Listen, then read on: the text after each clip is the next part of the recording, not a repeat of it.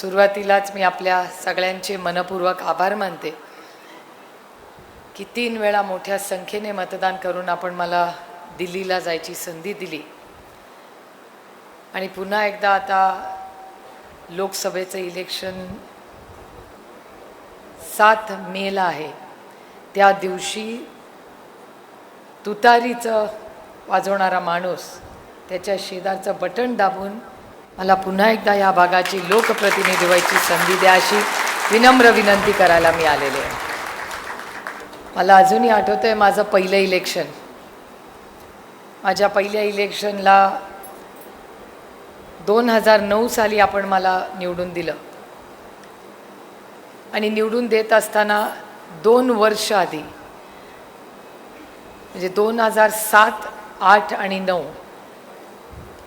2007 ते 8 आणि 8 ते 9 अशी 2 संपूर्ण वर्ष मी बारामती लोकसभा मतदारसंघातलं गाव वाडी वस्ती फिरले आणि त्याच्यानंतर मला तिकीट मिळालं आणि मोठ्या संख्येने आपण मला त्यावेळीस निवडून दिलं. त्यावेळीस गल्लीपासून दिल्लीपर्यंत आपल्या विचाराचं सरकार होतं आणि त्याच्यामुळे सगळे मिळून काम करायचे आणि आपल्या भागाचा, आपल्या राज्याचा, आपल्या मतदारसंघाचा, आपल्या देशाचा खूप मोठा विकास त्या काळात आपण झालेला सगळ्यांनीच पाहिला आहे. 2014मध्ये इलेक्शनमध्ये वेगळा माहोल होता ज्याचा उल्लेख रोहितदादांनी केला. ज्या धनगर आरक्षणाबद्दल रान भारतीय जनता पक्षाने पेटवलं होतं. मला आठवतं आहे बारामतीत आपल्या शारदा प्रांगणात पहिल्या कॅबिनेटमध्ये धनगर समाजाला आरक्षण देऊ असा शब्द आपल्याला भारतीय जनता पक्षाने दिला आणि ते इलेक्शन आपल्याला आठवत असेल. त्यानंतर 2019चं इलेक्शन आलं.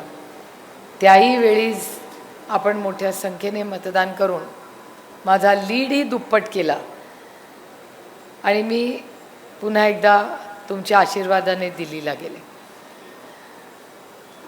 खरं तर रोहितचा मी भाषण आला, मला यायला थोडासा उशीर झाला पण मी ऐकत होते आणि जे मी ऐकलं त्याच्यामध्ये त्यांनी माझ्या संसदेबद्दल जे सांगितलं त्या कामाबद्दल ज्याच्यावर आज सगळ्यात जास्त माझ्यावर टीका होते की संसदेत फार जास्त मी भाषण करते. मलाही भारतीय जनता पक्षावाले चिडवतात आणि म्हणतात काय रोज काय भाषण करते.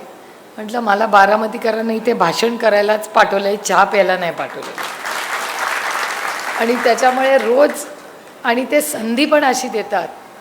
रोहितदादांनी जे 4 कायदे सांगितले, खटकाळे भाऊंना माहिती आहे की खटकाळे भाऊंनी, चौधरींनी सगळ्यांनी मिळून पहिल्यांदा ते कायदे जेव्हा आले ना तेव्हा ह्या लोकांनी ते थोपवले. त्यांनी म्हणजे ते इतके घाबरले होते सगळे की ते दिल्लीला आले. खटकाळे भाऊ दिल्लीला धावत पळत खरं तर आले आणि म्हणले साहेब काहीही करा पण हे कायदे होता कामा नये. आता काय आहे तो कायदा अगदी सोप्या शब्दात की आज नंतर या देशामध्ये 500 लोक असल्याशिवाय कुणालाही युनियन करता येणार नाही. आज 100 आहे बरोबर. तुम्ही विचार करा आता किती फॅक्टऱ्या देशात राहिल्या आहेत जे एका फॅक्टरीमध्ये 500हून जास्त लोक काम करतात. फार कमी लोक राहिले, फार कमी फॅक्टरीज राहिल्यात आणि त्याचबरोबर कोणीही परमनंट होणार नाही. म्हणजे एकदा तुम्ही कामावर घेतलं तुम्हाला की काही दिवसांनी तुम्ही एकदा 40-45 वर्षाचे झाला की तुम्हाला नोकरीवरनं काढायचा अधिकार त्यांना राहील. कोणीही या देशात परमनंट होणार नाही. तुम्ही बघताय की सरकारी नोकऱ्यांमध्ये पण आहे, सरकारी नोकऱ्यांमध्ये कॉन्ट्रॅक्ट व्हायला लागले की नाही. जर सरकारी नोकऱ्यांमध्ये कॉन्ट्रॅक्ट व्हायला लागले तर मग प्रायव्हेटमध्ये तर कोणीच विचारायला नाही. आणि ही MIDC ज्याचा उल्लेख रोहितदादांनी केला की ही MIDC आता त्यांनी बारामतीचं सांगितलं, इंदापूरलाही आपल्याकडे MIDC आहे, दौंडलाही आपल्याला MIDC आहे. मला खरं सांगा कोविडच्या काळामध्ये जी रेमडेसिवीर औषध घेतलं की नाही सगळ्यांनी, ते कुठे बनत होतं तर ते तुमच्या आणि माझ्या कुरकुममध्ये बनलेलं आहे. त्यांनी या राज्यात आणि देशामध्ये किती लोकांना मदत करून आयुष्य वाचवली आहेत बघा. ही सगळी फॅक्टरी आपल्या कुरकुममध्ये. त्याच्यानंतर सुहाना मसाला खाता काय सगळे? सुहाना मसाला खाता ना? सुहाना मसाला कुठे बनलेला आहे माहिती आहे कुणाला? फॅक्टरी कुठे आहे? कुठे? बाणगावला, आपल्या दौंडमध्ये. म्हणजे दौंड, इंदापूर, बारामती झालं. पुरंदरला ज्याचा उल्लेख रोहितनी केला, जेजुरीची MIDC, आता ती पण अतिशय चांगल्या पद्धतीने चालली आहे. त्यानंतर तुम्ही गेला खडकवासला आणि ते शहर, त्याच्या पुढे गेला हिंजवडीला. आता ह्या राज्यामध्ये, देशामध्ये सगळ्यात जास्त इंजिनियर हे कुठे एका भागामध्ये काम करतात, तिथे 6 लाख लोक काम करतात. ती तुमची आणि माझी हिंजवडी ही कोणी काढली? तर ती आदरणीय पवार साहेबांच्या कल्पनेतून झाली. आज अनेक इथे लोक राहतात, त्यांची मुलं तिथे कामाला आहेत. फेज 1, फेज 2 आणि फेज 3.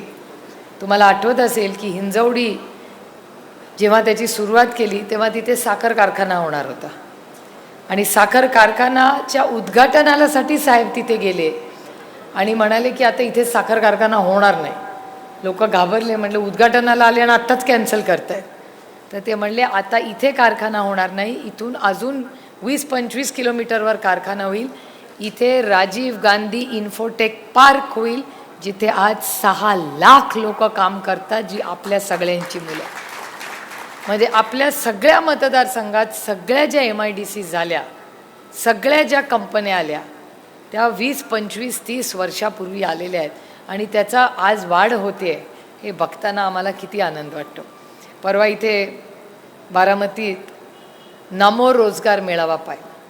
मी त्या कार्यक्रमाला गेले होते. मलाही तुमच्यासारखी माझी फसवणूक झाली, कारण का मला सांगण्यात आलं की 43,000 नोकऱ्या जाणार आहेत. जो माझ्याकडे ये, मी त्याला म्हणे तू ये बाबा, मी आहे तिकडे मेळाव्यात, ये मी तुला नोकरी देते. 43,000 नोकऱ्या त्या नमो रोजगार मेळाव्यात मिळवणार होते. मी गेले, पॅन्डॉल बघितला. माझ्या आयुष्यात मी एवढा मोठा सुंदर पॅन्डॉल नाही बघितलेला. माझ्या शेजारी एक अधिकारी बसले होते. मी विचारलं खर्च किती? त्यांनी माझ्याकडे बघून 5 केलं. मी काल 5 दाखवलं आणि एका महिलेला विचारलं, ती म्हटली ताई 5 लाख रुपये. मी म्हटलं 5 लाख नाही, 5 कोटी रुपये. 5 कोटी रुपयाचा फक्त पॅन्डॉल होता. कार्यक्रमाला गेलो. कार्यक्रमात काय झालं हे सगळ्या महाराष्ट्राने नाही, भारताने पाहिलं. ते झाल्यानंतर मी आढावा घेतला. म्हटलं काय करावं, किती नोकऱ्या झाल्या? सांगितलं माहिती नाही, कळेल 2-4 दिवसांनी कळेल. इंटरव्ह्यू चाललेत. आणि मी तिथे बसले असताना बघत बसले कुठले कुठले कारखाने आहेत. तर त्याच्यात एक कारखाना होता प्याजो, ह्याचं उद्घाटन कोणी केलं? साहेबांनीच केलं. त्याच्यानंतर अरे डायनामिक्सवाला दिसतोय, ते पण साहेबांनीच आणलं. त्याच्यानंतर भारत फोर्ज, ज्याचा उल्लेख रोहितदादांनी केला, ती पण त्या सगळ्या ज्या होत्या त्या आपल्याच काळात, सगळे आपले सगळे सोयरे. अरे अरे हा तर आपला HRD वाला, हा तर सगळे आपलेच ओळखीचे लोक, कोण बाहेरचा होता तो. सगळे भेटले, आनंद वाटला मला. म्हटलं चला काय का होईना, 2 कोटी तर काही नोकऱ्या देत नाहीत, पण 43,000 देत आहेत. जे पदरात मिळतंय घेऊ या, कशाला नाही म्हणायचं. म्हणून 43,000 नोकऱ्या मिळतील अशा आशेने मी तिथे गेले. 2-3 दिवस झाल्यावर मी फोन केला. म्हटलं अरे किती नोकऱ्या मिळाल्या? म्हटले अजून आढावा नाही घेतला. त्याच्यानंतर हे पत्रकार बसलेत ना, त्यांनीच मला प्रश्न विचारला. 1 आठवडा झाल्यावर मी बारामतीला परत आल्यावर मला म्हणतात की ताई नामो रोजगार मेळाव्यामध्ये ना 43,000 नोकऱ्या आम्हीच तुम्हाला प्रश्न विचारला होता, आता आम्हीच तुम्हाला प्रश्न विचारतोय की फक्त 10,000 नोकऱ्या मिळाल्या, ह्याच्यावर तुमचं काय मत आहे? म्हटलं माझं मत असं आहे की 33,000 नोकऱ्या गेल्या कुठे? मग जर त्यांनी शब्द दिला होता की 43,000 नोकऱ्या होतील, तर जुमला नाही आहे, हे गाजर नाही आपल्याला दिलेलं. 33,000 नोकऱ्या गेल्या कुठे? आणि विचारलं मग 10,000 मधल्या परमनंट किती? माहिती नाही. पण मी तुम्हाला सांगते त्या 10,000 ज्या आहेत ना, त्या 8 मे पर्यंत नक्की आहेत. बरोबर की नाही? 8 मे पर्यंत नक्की आहेत. पुढचं नाही मी सांगू शकत, कारण का एकदा बटन दाबलं की त्या सिलेंडरच्या भाव आणि पेट्रोलच्या भावासारखं आहे. आजकाल महिलाच मला सांगतात, हो कशाला सांगताय, आम्हाला समजले की एकदा इलेक्शनचं बटन दाबलं की आमचं सिलेंडर वाढते. आणि गंमत बघा, पेट्रोल डिझेल 2 रुपये कमी केले बरोबर इलेक्शनच्या तोंडावर, आणि भाव वाढवला की कंपनीने वाढवला, आणि कमी केला तर सरकारने केला. म्हणजे आपलं ते बाळ आहे आणि दुसऱ्याचं ते. त्यामुळे असं हे प्रशासन आहे. त्यामुळे आज मला विचाराल तर महाराष्ट्रामध्ये इन्व्हेस्टमेंट रोहितदादा त्यांच्या मतदारसंघासाठी रोज लढत असतात. मी इथे येतानाच बाहेर त्यांचं थोडं भाषण ऐकलं की त्यांच्या मतदारसंघात त्यांना MIDC पाहिजे. रोहितदादा MIDC येणार कुठून? कारण ज्या कंपन्या महाराष्ट्रात येतात त्यांना दुसऱ्या राज्यात कसं घालवायचं हाच कार्यक्रम या ट्रिपल इंजिन खोके सरकारने केलेला आहे. आली इन्व्हेस्टमेंट की आपल्याला वाटतं हुश आपल्या पोरांच्या नोकऱ्या आल्या की गेली दुसऱ्या राज्यात. दुसऱ्या राज्यात गेल्याचं दुःख मला नाही. आपल्यालाही भलं हो आणि त्यांचंही भलं हो. पण जर आमच्या हक्काचा मेरिटमध्ये आम्ही पास झालेलो असू तर आमच्या पोरांच्या नोकऱ्यांचा हक्क तुम्हाला काढून घ्यायचा नाही. आणि ज्या पद्धतीने जी इन्व्हेस्टमेंट महाराष्ट्रात होती ती दुसरीकडे जाते ही अतिशय चिंतेची बाब आहे. त्यामुळे नोकऱ्या, महागाई ह्या सगळ्यासाठीच तर आम्ही लढतोय. कशासाठी लढतोय मला सांगा. कांद्याचा उल्लेख रोहितदादांनी त्यांच्या भाषणात केला. माझं 18 वर्ष मी खासदार आहे, माझं कधीही निलंबन झालेलं नाही. पहिल्यांदाच निलंबन झालं आणि मी काय मागणी करत होते, कांद्याची निर्यात सुरू करा एवढीच माझी मागणी होती. आणि मला सांगितलं चला निघा बाहेर इकडून. म्हटलं कशासाठी निघा?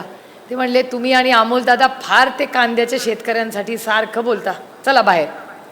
आणि आम्हाला बाहेर काढण्याचं पाप या सरकारने केलेलं. आणि काय मागणी आहे? शेतकऱ्याला हक्क मागायचा, त्याला हमी भाव मागायची ही चूक आहे आमची. आणि ही जर आमची चूक असेल तर आम्ही मागत राहणार. तुम्ही आम्हाला फाशी दिली तरी चालेल पण आम्ही शेतकऱ्याची साथ सोडणार नाही. हे मला तुम्हाला या कार्यक्रमाच्या निमित्ताने सांग. कुणासाठी लढतोय आम्ही? इथे EPS 95 वाले तुमचे कोण वडील काका असतील का नाही मला माहिती नाही. पण EPS 95 काय स्कीम आहे? तुम्ही पण पेन्शन भरता ना, सांभाळून राहा पेन्शनचे पैसे. पण त्यांचे असतील ना काकी, ते होतीलच ना आता EPS ला मेंबर. EPS 95 काय? EPS 95 EPS 95 पासूनची जी स्कीम आहे त्याच्यामध्ये आपण जेव्हा कामात असतो तेव्हा पेन्शनचे पैसे आपण बाजूला ठेवतो की आपलं वय झालं, रिटायर झालं की पोरांच्या समोर हात पसरायला नको. आपण स्वाभिमानाने आपली भाकरी भाजी खाऊ पण ती स्वतःच्या पैशाने खाऊ. नातवाचा वाढदिवस असेल तर एक चांगली 500-1000 रुपयाचं काहीतरी त्याला बक्षीस देऊ. चांगला पहिला आला वर्गात त्याला बक्षीस देऊ, कौतुक करू. EPS 95चे सगळे जे पैसे आहेत, सगळे ज्येष्ठ नागरिक या देशातले गल्लीपासून दिल्लीपर्यंत आंदोलन करतायत. हे सरकार जेव्हा आलं ना 14मध्ये त्यांनी शब्द दिला होता की EPS 95चे पैसे आम्ही सगळ्या ज्येष्ठ नागरिकांना देऊ ज्यांनी स्वतःचे पैसे स्वतः सरकारकडे ठेवायला दिले. आज त्याच्या लोकांना 200-500 रुपये महिन्याला मिळतात, त्यांना मिळायला पाहिजे. 7,500 ते 25,000 आज 200 आणि 500 रुपये मिळतात. कुठे गेले ते पैसे? कोणीतरी याचं उत्तर दिलं पाहिजे. त्यांच्यासाठी EPS 95साठी आम्ही किती वेळा लढलो. आम्ही तर लढलो तर ठरलो. आमच्या आपल्या भारतीय जनता पक्षाच्या हेमा मालिनी सगळ्यांना माहिती आहे. हेमाजींनी 2 वेळा प्रधानमंत्र्यांकडे त्या EPS 95. मी आणि हेमाजी अनेक वेळा एका बाजूनी सरकारच्या बाजूला लढलो. त्या पण आमच्यावर उभे राहायच्या की बाबा या गरीब कष्ट करणारे आमचे ज्येष्ठ नागरिक आहेत त्यांचे पैसे द्या. पण EPS 95चा हक्काचे पेन्शनचे पैसे 10 वर्षात दिलेले नाही.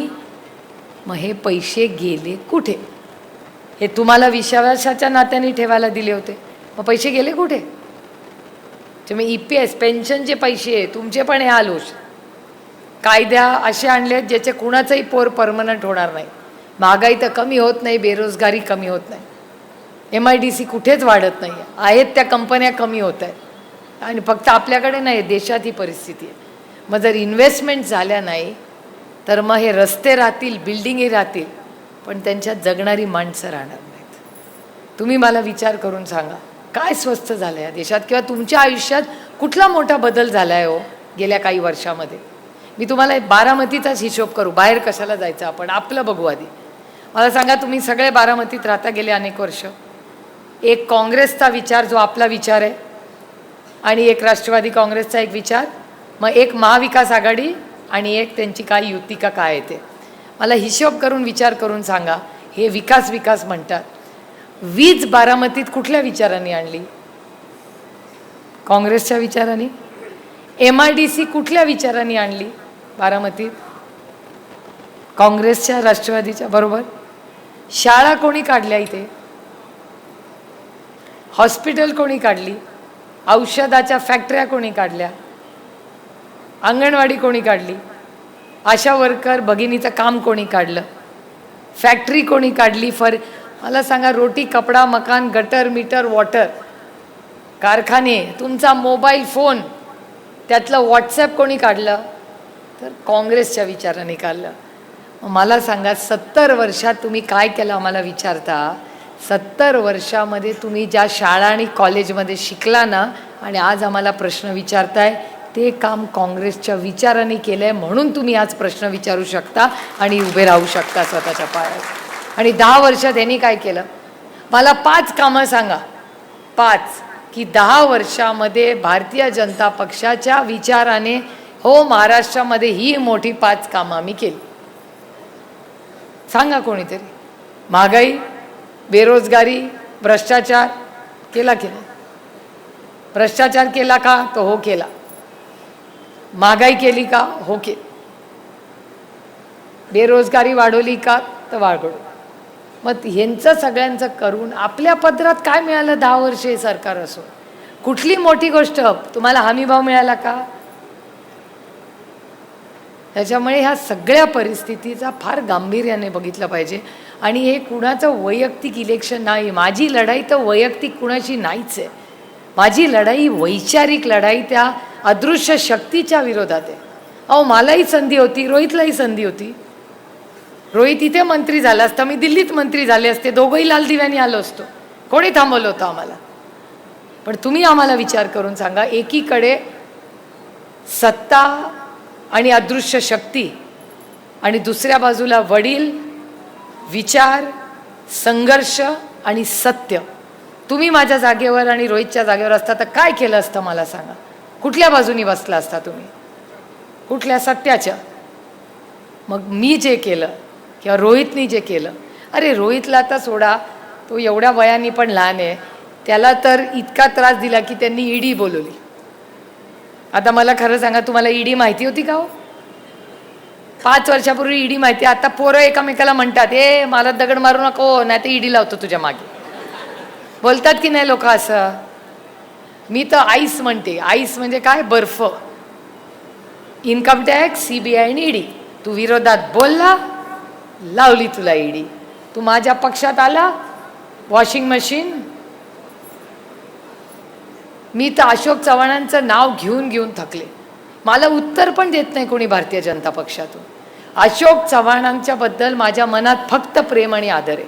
जो माणूस आपल्याशी चांगला वागतो ना, त्याचं नेहमी चांगलंच भलं वाटतं. पण मला एक कळत नाही की अशोक चव्हाण भ्रष्टाचारी आहेत का नाही आहेत? आता आदर्श म्हणजे साधा साधा घोटाळा नाही, आदर्श. आदर्श आई, आदर्श वडील, आदर्श शिक्षक माहिती होतं, पण घोटाळ्यातला आदर्श नव्हता बाई माहिती मला. खरं आहे का नाही सांग?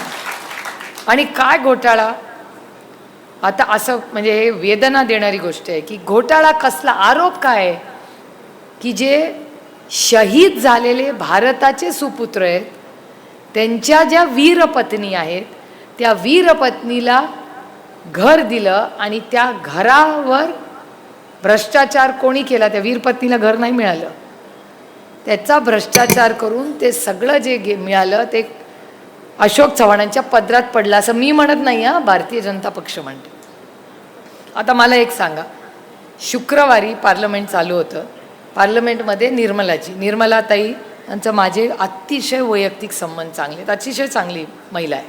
त्या आल्या आणि म्हणाल्या की हे वेळ महत्त्वाची आहे, शुक्रवारी गुरुवारी 4 का 4:30 वाजता. आणि त्या असं म्हणाल्या की आता मी श्वेतपत्रिका करणार आहे पार्लमेंटमध्ये. म्हटलं कसली श्वेतपत्रिका? तर ते म्हणाले व्हाईट पेपर, श्वेतपत्रिका भ्रष्टाचाराची. म्हणलं कुणाच्या भ्रष्टाचाराची? ते म्हणजे तुम्ही सगळे काँग्रेसचे सोयरे मोकळे. म्हटलं आमचा कसला? आम्ही सत्तेत नाही, आमचा कसला भ्रष्टाचार? आणि 9.5 वर्ष काय झोपला होता काय? आत्ता भ्रष्टाचार काढताय आमचा? ते म्हणले नाही भ्रष्टाचार भ्रष्टाचार. म्हटलं बरं दाखवा कागद. बघितला कागद, पहिलंच नाव होतं आदर्श घोटाळा. म्हटलं अरे तेच झाला गुरुवार. शुक्रवारी सकाळी 11 वाजता आमचा सुरू झाला युक्तिवाद. त्याच्यामध्ये त्यांनी सांगितलं की सगळ्यात मोठा भ्रष्टाचार कोण करतं, तर काँग्रेस. मी म्हणत नाही हां, ओ टी व्हीवाले नीट रेकॉर्ड करा, नाही तर अर्धच दाखवाल. तर त्यांचं म्हणणं आहे की काँग्रेस पक्षाने भ्रष्टाचार केला आणि सगळ्यात मोठ्या देशात भ्रष्टाचारी माणूस कोण, तर अशोक चव्हाण, असं भारतीय जनता पक्ष म्हणाले. इथून आम्ही हल्ला चढवला. काय त्यांनी असा कागद घेतला आणि सांगितलं, हे बघा हे कागद आहेत, असे अशोक चव्हाण भ्रष्टाचारी आहेत, असं तसं तसं सगळं ऐकलं. आम्ही गप्प बसलो. झालं, शुक्रवार संपला. गुरुवारी निर्मलाताईंनी आरोप केला, शुक्रवारी भारतीय जनता पक्षाने आरोप केला. शनिवार रविवार पार्लमेंट नव्हतं. सोमवारी सकाळी मी टी व्ही लावला 7:45 वाजता आणि बातम्या चेक करायला, आणि त्याच्यात होतं की अशोक चव्हाण नॉट रिचेबल. आता सकाळी 7:45 वाजता माणूस आंघोळ करू शकतो, योगा करू शकतो, चालायला जाऊ शकतो, नॉट रिचेबल त्याच्यात काय. म्हणजे उगाच काहीतरी पेपरवाल्यांना सारखंच मागे लागतात. असं म्हणून मी विषय बंद करून टाकला. 2 वाजता मी प्रचारात होते, लोक धावत आले, ओ अशोकराव सापडले. म्हटलं हरवले कधी होते. म्हणले नाही नाही सापडले ते. म्हटलं कुठे सापडले. ते म्हणले भारतीय जनता पक्षाच्या ऑफिसमध्ये. म्हटलं अहो नाही हो, अशोकराव असं कसं जातील तिकडे. ते म्हणले हो लावा टी व्ही. आम्ही आपल्या फोनवर टी व्ही लावला आणि खरंच ना ती पट्टी घातली होती आणि अशोक चव्हाण बसले होते देवेंद्रजींच्या शेजारी, मला वाटतं का त्या बावनकुळेजींच्या शेजारी. म्हटले हे तिथे का गेले, चुकलं वाटतं रस्ता. तर तिथे बसले. मग त्यांनी भारतीय जनता पक्षाचं कौतुक केलं. हा झाला सोमवार. म्हटलं असं कसं झालं. काल तर म्हणत होते भ्रष्टाचारी आहे, सगळ्यात मोठा भ्रष्टाचार ह्यांनी केला आहे. झाला मंगळवार. मंगळवारी फॉर्म भरला आणि बुधवारी मी तर 5 वर्षाची खासदार होणार आहे, अशोकराव 6 वर्षाचे खासदार बिनविरोध झाले.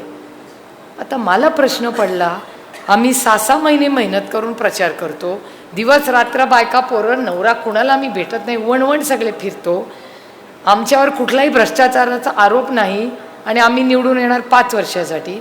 ज्यांनी म्हणे भ्रष्टाचार केला त्यांनी एक बोट पण हलवलं नाही आणि 6 वर्षाची एअर कंडिशनमध्ये बसून भ्रष्टाचाराचे आरोप करून आज ते खासदार झाले. भाग्य बघा, कुंडली तो चेक करणी पडेगी. इथे मेहनत करून करून थकतोय आम्ही, रात्री 4 तास 5 तास झोपतोय आणि हे 8 तास 12 तास झोपून खासदार होत आहे. काय फॉर्म्युला आहे म्हणजे भ्रष्टाचार. आणि मला फक्त एकच प्रश्न पडतो ह्याच्यामध्ये की अशोक चव्हाण भ्रष्टाचारी आहेत का नाही. कारण का ना खाऊंगा हे मी नाही म्हणलेले, जे म्हणले त्यांनी त्याचं उत्तर द्यावं की जर भ्रष्टाचार केला असेल तर ना खाऊंगा, आणि जर भ्रष्टाचार केला नसेल तर मग भारतीय जनता पक्षाने हात जोडून अशोक चव्हाण, त्यांचं कुटुंब आणि काँग्रेस पक्षाची माफी मागितली पाहिजे की आम्ही खोटे आरोप केले. राऊत साहेबांवर आरोप केले. राऊत साहेब काय थांबे ना, 10 वाजले तरी सकाळी रोज भांडत बसते. 3 महिने जाऊन आले. अनिल देशमुख साहेबांवर तर 100 कोटी रुपयाचा आरोप केला. 1-2 नाही, 100 कोटी रुपयाचा आरोप केला. पुढे काय झालं. 1.5 वर्ष आत राहिले, 1 कोटी रुपयाचं आलं. गेले नाहीत तिकडे म्हणून त्यांना त्रास आणि अशोक चव्हाणांना नो त्रास. आता ही लोकशाही आहे का दडपशाही सांगावं. अरविंद केजरीवालांना जेलमध्ये काल टाकलं. अरविंद केजरीवालांची सगळी टीम, मी आता ते आतिशी आहेत त्यांच्या मंत्री, त्यांना फोन केला, तिलाही अटक केली. का अटक केली. आंदोलन करते. आता आंदोलन केलं तरी तुम्ही आम्हाला जेलमध्ये टाकणार. ते रोहित दादा म्हणतात ते खोटं नाही, आता हमारी बारी आहे, कल तुम्हारी बारी भी आ सकती. त्यामुळे खोटे नाटे आरोप करायचे, इन्व्हेस्टमेंट्स करायच्या नाहीत, महाराष्ट्रात नोकऱ्या वाढवून द्यायच्या नाहीत. असं सरकार तुम्हाला पाहिजे का या देशामध्ये तुमच्या आयुष्यात एक चांगला बदल घडून देणारं सरकार पाहिजे. हा निर्णय आपल्याला घ्यायचा. लोक येतील काय काय तुम्हाला सांगतील, ऐकायचं जनाचं आणि करायचं. आणि लोकशाही पद्धतीने आपल्याला हे इलेक्शन करायचं. माझ्या कानावर बऱ्याच गोष्टी येतात. रोहित दादा मगाशी म्हणाले की बऱ्याच लोकांना काय काय फोन येतात. घाबरायचं नाही. आणि हे बारामती करत ते नाही कोणाला घाबरत, याची मला गॅरंटी. पण काही लोकांना, एकाचा परवा मला फोन आला होता, तो आपल्या MIDCत काम करतो, त्याची बायको प्रेग्नंट आहे, तो कुठेतरी प्रचाराला फिरला माझ्यासाठी, त्याला फोन आला. त्यांनी मला फोन केला आणि सांगितलं, त्यांनी मला धमकी दिली, माझी बायको प्रेग्नंट आहे पण मी तुमचंच काम करणार, तुम्ही काय काळजी करू नका ताई. मला इतका अभिमान वाटला त्या मुलाचा की काय त्याची चूक हो, तो आपला त्याची मतं मांडतो. मला सांगा, जे तिकडे आहेत किंवा वेगळा प्रचार करतात, एकाला तरी आपण काही बोलतो का? एकाला तरी बाबा तुझी ही लोकशाही आहे, प्रत्येकाने कुणाला मत द्यायचं आणि कुणाचा प्रचार करायचा हा त्याचा वैयक्तिक प्रश्न आहे. पण लोकशाहीमध्ये तुम्ही जरी दडपशाही करणार असाल तर नाही चलेगा. आणि त्याच्यासाठी आम्हाला कितीही किंमत मोजावी लागली तर आम्ही मोजू, पण तुमच्या मागे पूर्ण ताकदीने उभे राहू. कारण का लोकशाहीमध्ये दडपशाहीला आम्ही बारामतीत येऊ देणार नाही. हा सुसंस्कृत महाराष्ट्र आहे, हा छत्रपतींचा महाराष्ट्र आहे, शाहू फुले आंबेडकरांचा महाराष्ट्र आहे, हा कैलासवासी यशवंतराव चव्हाणांचा महाराष्ट्र आहे. नाही चालू देणार आम्ही, कारण का हे चुकीचं आहे. ना तुमच्यावर अन्याय होईल, ना शेतकऱ्यांवर होईल, ना महिलांवर होईल. आणि म्हणून तुम्ही बघा, मी पांडुरंगाची भक्त आहे, मी रामकृष्ण हरिवाली. तुम्ही गंमत बघा, जेव्हा पक्ष आणि चिन्ह घेऊन गेले तेव्हा त्यांना वाटलं की मी रडत बसेन. पण माझ्या आत्याचा इंटरव्ह्यू बघितला ना टी व्हीवर, माझी आत्या काय म्हणाली की पवारसाहेबांनी त्यांना फोन करून सांगितलं, आम्ही शारदाबाई पवारांची मुलं आहोत, आपल्या आईनी आपल्याला रडायला नाही शिकवलं, आपल्या आईनी आपल्याला लढायला शिकवलं. त्याच्यामुळे आता पक्ष चिन्ह आता त्याच्यावर नाही रडत बसायचं. आता ठीक आहे, गेलं, शुभेच्छा आहेत तुम्हाला. आणि तुम्ही बघा माझ्या पांडुरंगाची इच्छा, त्यांनी काय द्यावं आपल्याला चिन्ह, तर तुतारीवाला माणूस. आपल्या हे किती शुभ संकेत आहेत बघा, की ह्या देशामध्ये, ह्या राज्यामध्ये कुठलंही शुभ काम करायचं असेल तर तुतारीवाला माणूसच तिथे लागतो. मग लग्न कार्य असू दे, तुमच्या घरात नवीन ऑफिस असू दे, कुठलंही शुभ काम असेल. आणि छत्रपती शिवाजी महाराजांनी जेव्हा युद्ध पुकारलं तेव्हाही तिथे सुरुवातीला तुतारीवाला माणूसच होता. हा इतिहास आपण सगळ्यांनी. त्यामुळे हा तुतारीवाला माणूस ही एक मोठी नांदी आहे.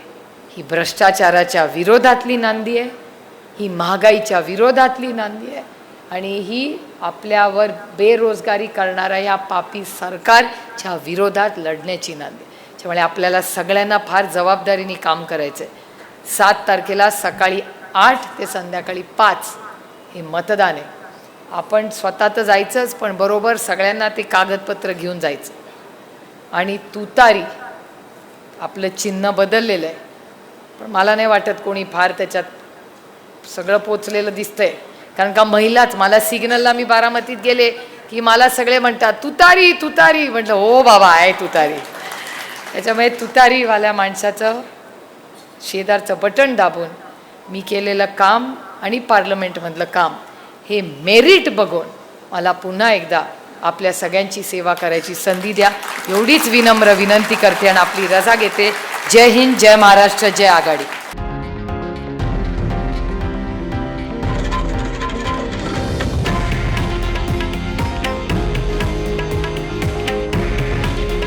हे आहे देशातील नंबर 1 न्यूज नेटवर्क आणि आपण पाहत आहात TV9 मराठी.